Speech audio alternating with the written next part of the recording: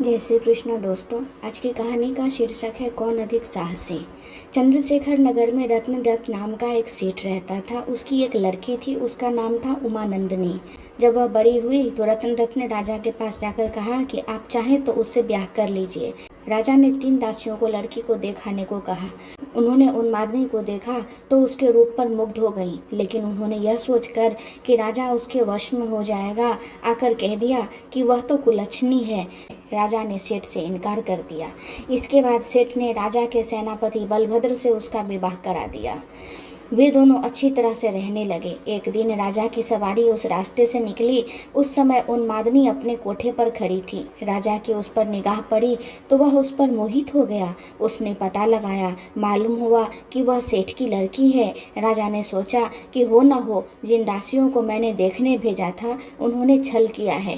राजा ने उन्हें बुलाया तो उन्होंने आकर सारी बात सच सच कह दी। इतने में सेनापति वहां आ गया। उसे राजा की बेचैनी मालूम हुई। उसने कहा, स्वामी, उन्मादनी को आप ले लीजिए। राजा ने गुस्सा होकर कहा, क्या मैं अधर्मी हूँ जो पराई स्त्री को ले लूं? राजा को इतनी व्याकुलता हुई कि वह कुछ दिन में मर गया। सेनापति ने अपने गुरु को सब हाल सुनाकर पूछा कि अब मैं क्या करूं? गुरु ने कहा, सेवक का धर्म है कि स्वामी के लिए जान दे दे। राजा की चिता तैयार हुई। सेनापति वहां गया और उसमें कूद पड़ा। जब उन्मादनी को यह बात मालूम हुई तो वह पति के साथ जल जाना धर्म समझकर चिता के पास पहुंची और उसमें जाकर भस्म हो गई। इतना कहकर बेताल ने पूछा, राजन बताओ, सेनापति और राजा में कौन अधिक साहसी था? राजा ने कहा, राजा अधिक साहसी था, क्योंकि उसने राजधर्म पर दृढ़ रहने के लिए उन्मादनी को उसके पति के कहने पर भी स्वीकार नहीं किया और अपने प्राणों को त्याग दिया। सेनापति कुलीन सेवक था।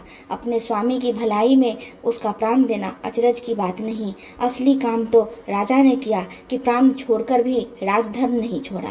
राजा का यह उत्तर सुनकर बेताल फिर पेड़ पर जा लटका। राजा उसे पुनः पकड़ कर लाया। तब उसने सुनाई अगली कहानी।